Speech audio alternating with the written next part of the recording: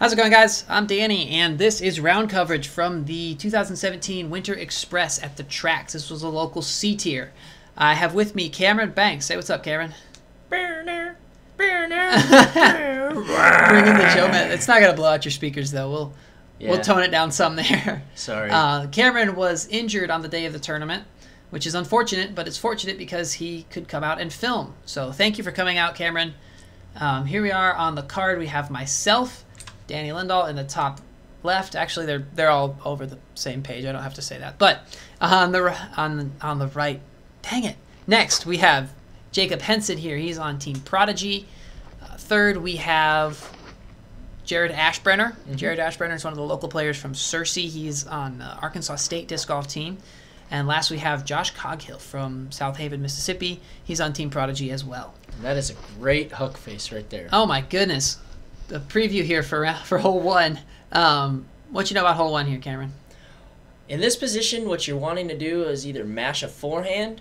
You can go the roller route as well, but I like the end zone trees right there. The going right through the uprights, straight through it? Over the little the nastiness, the thistles over there on the right.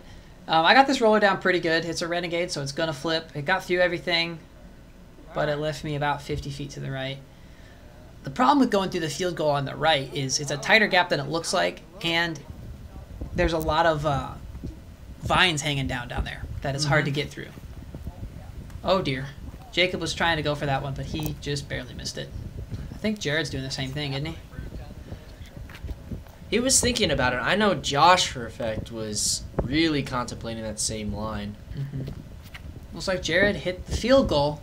Let's see if he filters through the vines and everything. Yeah, he's down really there. Needing a flippy disc in order for you to get down there. Just something that glides. Yeah, it's the basket. I didn't say where the basket was. It's pretty much straight through that field goal and then 30 feet to the left. Oh, dear.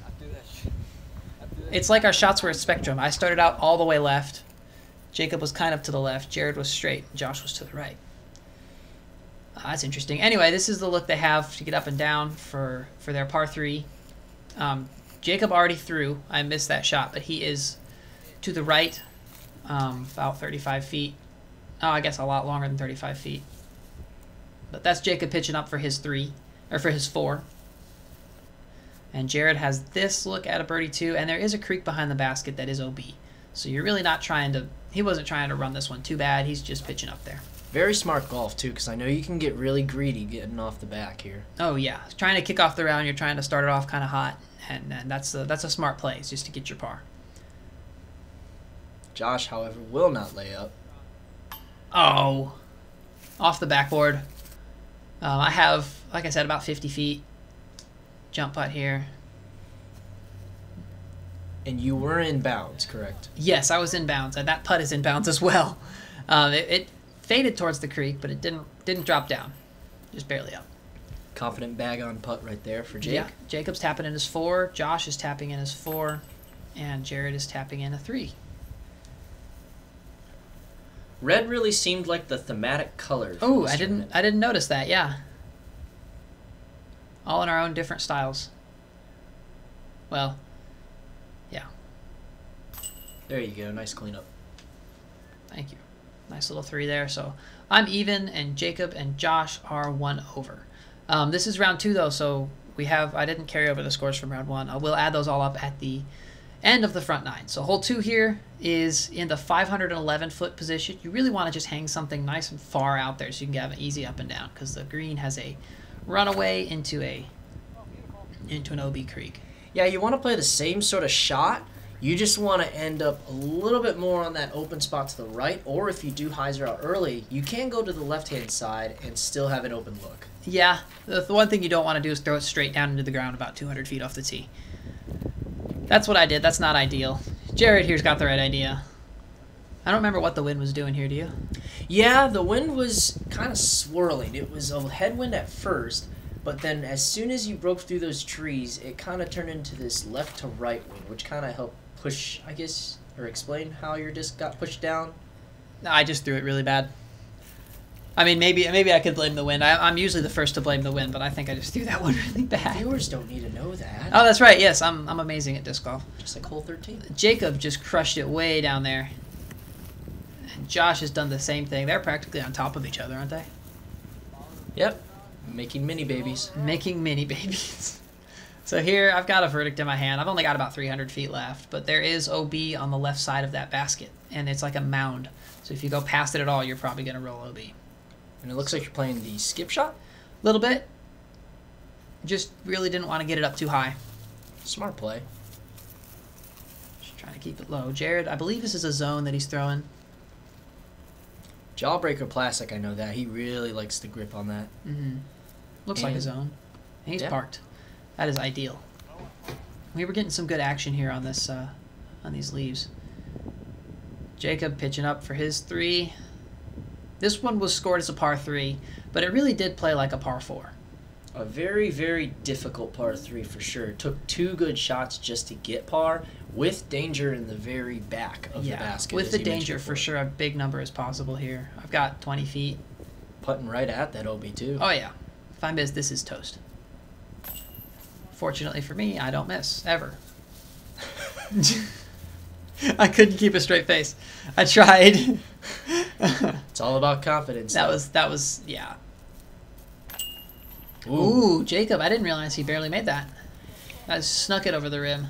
Yeah, after this, he really focused in and dialed in on those putts, but he was just trying to just throw it in just so he can get his round going, because he definitely felt the after effects of some of those misses in the front, or the first 18 holes we played. Yeah. So, moving on to hole 3. Me and Jared are even. Jared's like an even par kind of guy. Mm-hmm. He's not going to get a ton of birdies, but he's not going to get a ton of bogeys either. He's an even par kind of guy. Hole 3 here is 388 feet, I believe, in this position. And it's just, you want to hang it out either straight through the gap or a little to the right and let it fade on the other side of that tree there. The basket is on the other side of that tree. That tree doesn't really define very much, but that's all I can say because it's left of that, right behind that tree. What's really cool is that even in either position, it's a different gap, but it's pretty much the same shot. You just want to have something that floats straight with a touch of hyzer finish at the end and let the disc do the work on the ground. Yeah, really, you don't want to make this hole any more complicated than it is. You could go up the middle as well, and that's looking really good. Yeah, it needs to sit, though. He's getting a bit far left. He's got to jump putt at it. Jacob here has got the right idea. Oh. I've hit that tree many a time, too. Oh, indeed. I hit this tree on the right, the one that's cut off there, very frequently. Josh has got the right line, but his is too high. He's down there. Josh was fun to play with, though. He didn't get too up or too down. He was kind of even keel. Another forehand up by Jake, and parked. Mm-hmm. He was really solid with those forehand ups. Josh running this? Half and half. Ooh, he's confidently walking. Ooh. Oh, but he's the walk of shame. He's got the walk of shame back to his bag. Jared finished a little left.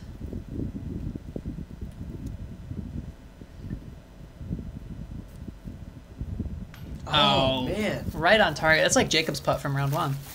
Right on target, just a little low. Jacob's tapping in his 3. I've played with Jared many a time. He is an excellent putter, especially outside of 30 feet. Oh, yeah. Somehow it's backwards. He is absolutely money inside the circle, but outside the circle he's even more dangerous. Wow. Yeah, Jared's a really good putter for sure. I feel like his personality is like a dad. Like, I mean that in the best possible way. But you know, he's kind of like, he's like if you were playing disc golf with your dad. Does that make sense? I hope that makes sense. My dad plays disc golf. They have a very similar personality. Anyway, hole 4 here, 435. We have a little bit of a headwind. The parking lot on the right is OB.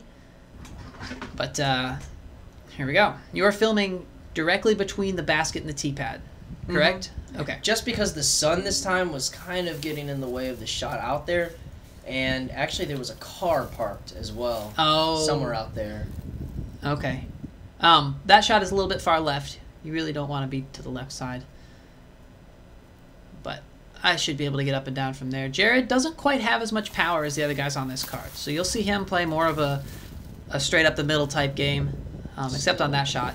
He threw a pretty good hyzer there. He's up there. He's got 60 feet left. Jacob threw fairly quickly here. He's got the right idea. Hanging it way out to the right. Get it down there. And he is short and left. Which is interesting. I would have guessed Jacob would be able to reach this hole, but this is Josh here. There's his name. He's got it coming in. Oh, I thought it was coming straight for you for a second there. I got this, man. Uh-huh.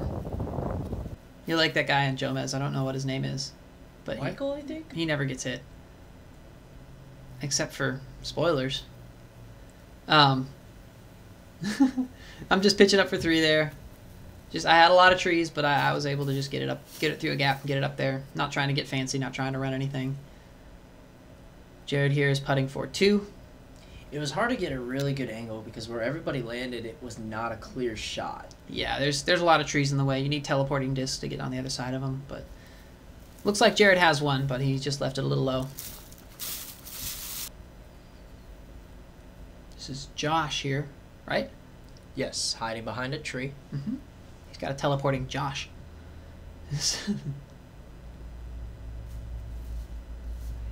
Oh dear. He left that way high. He's got a bit of a comebacker now, some meat left on the bone. Jacob, for how good of a drive he threw, has got one of the worst looks. So he's going to go around the gap because even though you see that he's got that straight at it gap, it was actually a lot smaller than what you look like. You can even see it here. Yeah, it wasn't really there from where he was. It was there from the camera, but not where he was. Josh has got this for 3. It's about 25 feet. Probably about maybe 20 feet, and maybe 20. He still drains it for a 3. No, that's this trick. You always say it's a bigger number, so putts are more impressive.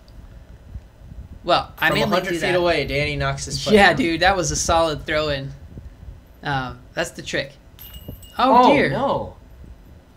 Come on, Jacob. Just got it low and left there. It hit the rim, chains rim, and then the ground. That's no fun. So Jared tapping in his 80-footer there. And we're moving on to hole 5. Like I said, Jared's just playing even par golf. He's a solid par golf type of fella. But here we are, hole 5. What you know about hole 5? Same position again, nothing new. You just want to hang it over to the right, let it skip on the flat ground to the left. If you have to miss, that valley up there where the riverbank is, the dried up riverbank, that's kind of where you want to be because you really don't want to test that out of bounds. There is, yeah, the OB left is sneaky. I didn't quite get enough on this one, but I'm not OB, so I've got like a 50-footer, 50-foot look at it. But it is a death putt. For the viewers, did that last OB kind of play into your mind from the last round? When I came close to it, no, not really. I just tried to be confident and put it close, but we had a little bit more wind this round, so I threw a more overstable disc. Okay. And so I didn't quite get it there. Jared, I thought this was going to be OB out of his hand, but he's got enough turn on that disc to where it's got down there. That was a good shot. For not really having the power to reach this on a hyzer, he's put that in a great position. He's really accurate, that flex shot. Josh here trying to copy Jared's line. Looks like he needs that to drop. I don't remember if it did or not. I know I lost it about halfway through. I don't either. I don't remember. That's why I tried to zoom in as much as I could on the thing there because I could not see his disc. So we don't know. We'll find out in a minute. And then Jacob here. Boom. Dude throws far. Yeah, he knew the second it left his hand that he kind of did what he did the first round, but instead got over it a little too much this time. He hit that tarp. That tarp eats a lot of discs. Makes a cool sound when you hit it, though. I hear it all the time. He's just pitching up for 3, though. And Jared has not quite reached this hole. He's short and right, but he's got pitching up. Easy 3. Like I said, I like a 50, 60 foot, but I'm not really trying to run that with the OB back there. I'll just pitch up and take my 3. Again, that OB is about 5 feet away from the basket, so you really don't want to get too risky here, and especially since both you and Jared are at par or under par. Looks like Josh was safe, wasn't he? I cannot remember. It looks like he's yes. Yeah, I think this is for birdie. Any day now, Josh. Oh, got it high. He did that. Past 2 putts, he's got it a little bit up. But at least you know that he's making a go for it, because you really don't want to have 2 putts that come up way, way short. Yeah. Just because you really do want to give effort, especially since if you're looking for a birdie, that's the only way you can go, is just go at it. If it misses high, make your comebacker. Never up, never in. And that is in. It's a good 3 there from Josh. I'm a big fan of hiding behind trees. I like hiding behind trees when people are putting. Well, this is a good course for that. Yeah, there's plenty of trees out here. So I am 1 down. Jacob is 2 up. I would have not expected that. Jared is, as usual, even par. And Josh is, I don't remember. 1 over? Okay. Here we are on hole 6. What you know about hole 6? Same thing as the last round. However, you want to have the disc finish a little bit straighter. I like to throw the backhand hyzer flip. So not at all like that. That was, no, not good. I've tried that shot numerous times, and for some reason, it just cuts a little bit too much to the left, or it fades out early. It's just a lot of touch. Yeah, trying to throw that backhand shot always gets caught up in those trees for me, or it ends up in the thistles on the left there. So I try to throw a forehand straight at that bunch of trees and let it flip over and sort of glide straight. And Jared tried that hyzer flip again. He got it towards the middle there, so that's not going to be a bad look. We'll see if Josh can show us how it's done. Ah, that's the idea, just low. Like, if that disc had caught and faded, he would be parked, but he just got it a little bit too low. We couldn't convince Jacob to throw the forehand here, so he's got his mid-range early release. He's over there by me. And he was getting pretty frustrated at this point. He is a very good player. He is too good to be shooting 2 up at this point. So we'll see if he can get up and down here. Wow. Yeah, it looks pretty good. Looks like he's parked. Here's Josh. This hole is pretty straightforward if you don't make it to the basket. You should just be able to get up and down fairly easy. And just as a side note, while everybody's pitching up, one big difference that I can see between the professional level and the amateur level is even if you do make a mistake on a hole, you can go ahead and on the very next shot, you can make up for that by, you know, putting it close to the basket, making your 3 and moving on, because the scorecard doesn't show you how much, you know, or how you got there. It just shows the number in the end result. I'm not sure if you're being super passive-aggressive, but I just threw mine into a bunch of thorns and I don't have a look. You know, so, you know, we can thanks, Karen. always Jeez, be optimistic. why do I let you do this stupid commentary? Freaking. No, I was a bad shot. I threw it straight into the thorns there. I had a turbo putt or a flick putt, so I took the flick putt and I just tap in my 4. Disappointing bogey. You really should get up and down at that point. Thanks, Cameron, making me feel even better about it. Golly. I'm going to start picking on your filming now. No, I can't. It's really good. Thank you for filming, Cameron. Oh, you're welcome. Everybody 3'd at me. That's a great feeling. But we had to back up on the next hole so I could, you know, sit down and make sure I think about that for a long time. I'm back to even par. Jared is, of course, at even par. And we are on to hole 7. This one's a par 4. How does this play? In this position, you want to play a very similar shot. If you have the power, you can get there on a flex forehand, but a lot of people, again, are going to take that sort of slightly understable disc, hyzer flip it up, and just get it up there to skip softly on the ground. Yeah, Jared's got this too far left. You really don't want to be left down the hill or right in the bushes. If you could throw a distance driver that just dropped out of the sky without fading, it would be great. And you could still throw it like 400 feet. That would be awesome. But you really want to hang it out to the right side and not fade down the hill. But there is trees on the right. You just want to end up in that little walking path on the right-hand side. For sure. If this drops, he's got the right idea. But it's got... Oh, man. Lots of skip at the very end, too. Yeah, that caught an edge. That's not really where you want to be. Now, Jacob first round hit the super tight gap. I don't know how he did it, but he's going straight forward again. And he oh, my gosh. That's insane. Straight through it. That was amazing. He'll enjoy that view. It was planned. It was skill now. First time it was luck. Now it's but skill. You missed your line. No, I didn't. That's right how I was trying to throw it. Oh, no, I was talking about, you know, the first round. Oh, first round, missed yes. your wide line. First round, I yanked it straight right. Second round, that's more or less how I wanted to do it. It is a little right, but it got around through the trees. So Jared's trying to throw a forehand up and down here. He caught a late tree. If that had missed that, it would be inside the circle for sure. Josh here is pitching up for his 3, which definitely is a birdie on this hole. This is a tricky hole. Ooh. Great up and down there. Yeah. Gave it a good run. I was trying to decide if I should throw an ante or a flick. Ended up going with the ante here. Just to kind of play it into that hill more? Just to kind of land it flat. And I feel like I could get a straighter release on my backhand than I could my forehand. With those touch shots, I'm a little better, a little more confident with that backhand. Okay. Here we go. Jared's pitching up for his 4. Yeah. It's his 3rd shot, but he's going to get a 4. The viewers don't know that. Yes, they do. They saw his 2nd shot. It was the forehand that hit the tree. Oh, you mean they don't know he's going to get a 4? Well, spoiler alert. Jared's going to get a 4 now. I tap it at my 3. Josh tapping in his 3. Yes, 3. Jared's got a 4, and Jacob's got a 3. But again, this one played pretty much as a par 4 here just because of the difficulty, as well as it does take, again, 2 quality shots in order for you to get a 3. For sure. So Jared is rock solid at his even par. I am 1 down.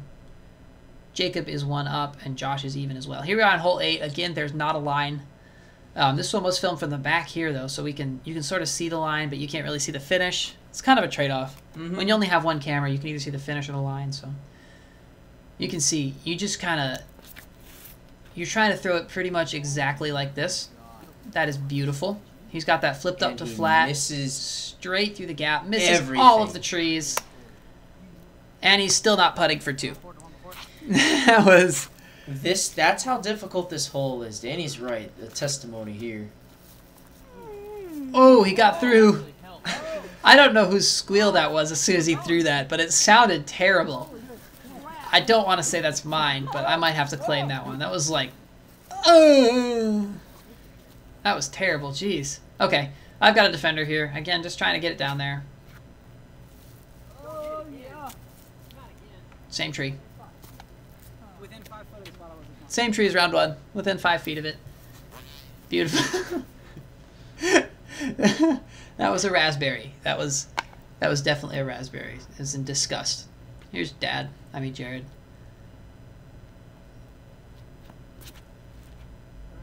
Straight through the gap. Come on. Oh. So if you nice somebody on video, is that still a nice? Because retroactively, no, I don't think so. Nice all I want here. He's got this a little low. If it skips, the basket is pretty much straight where his disc is going. You can't really see it, but it's straight that direction. Still a good shot. I got a forehand here, and that was a really tight gap to hit. And I had to miss that last tree and fade and not be OB. There is OB to the left. But I've got it up there. I'm looking at a 3. See, this is where your drive will land if you miss everything, but look at how far away you are from this basket. I've been closer than this once, and I still got a 3. So that's an amazing shot from Josh. Pitching up for his 3 there. That's ideally how you'd want to play this hole. Jacob here. Ooh.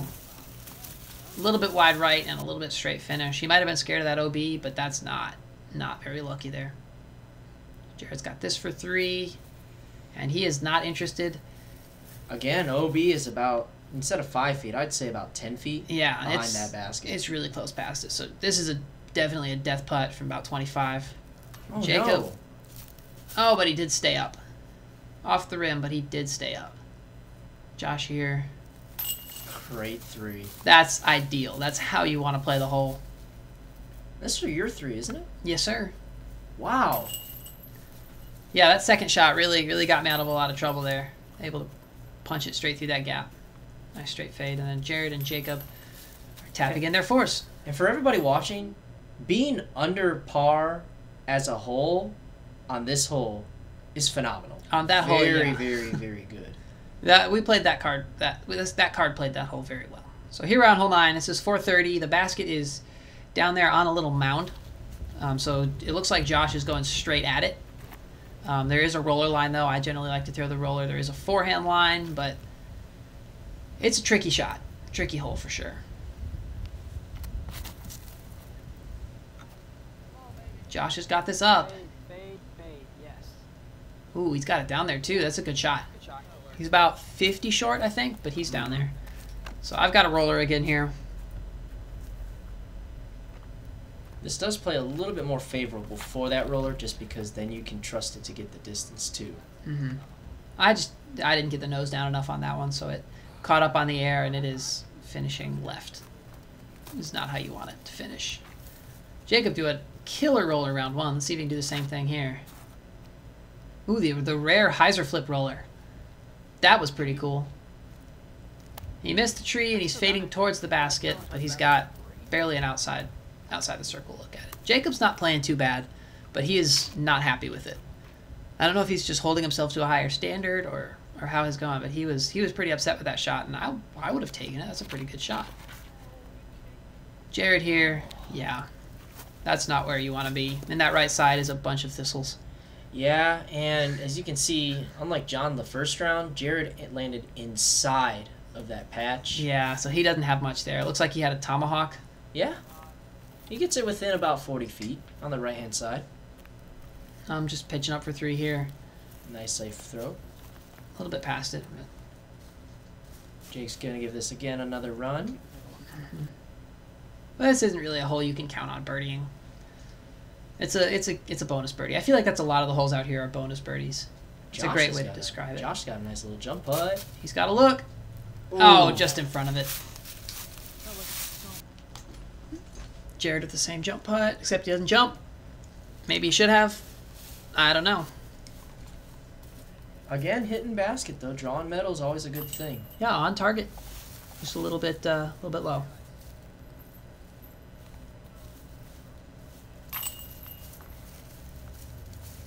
So everybody 3'd except Jared. And that is all for the front 9. Let's see if the scorecard very typical golf. Everybody's right around even par. What are the scores at? I think that's going to pop up in a second. I am 2 down. Yes, because I have birdies on 7 and 8. Jacob here is 1 up because he was 2 up and then he got a birdie on 7. Jared is 1 over par. He's been rock solid at even par the whole time, but he is 1 over with that 4 on hole 9. And Josh is 1 up after... No, he's 1 down. I forgot about the par 4s. Here it is. I am 2 down through the tournament. I am 12 down. Jacob is 1 over par and 3 down for the tournament. Jared is 1 over par and 3 down over the tournament. And Josh is 1 down and 5 down over the tournament. So it's playing so far. Let's get ready for some exciting back 9. Yeah, it's a tight race for second place. I'm kind of running away with first here, but we'll see if I can't manage to throw that away.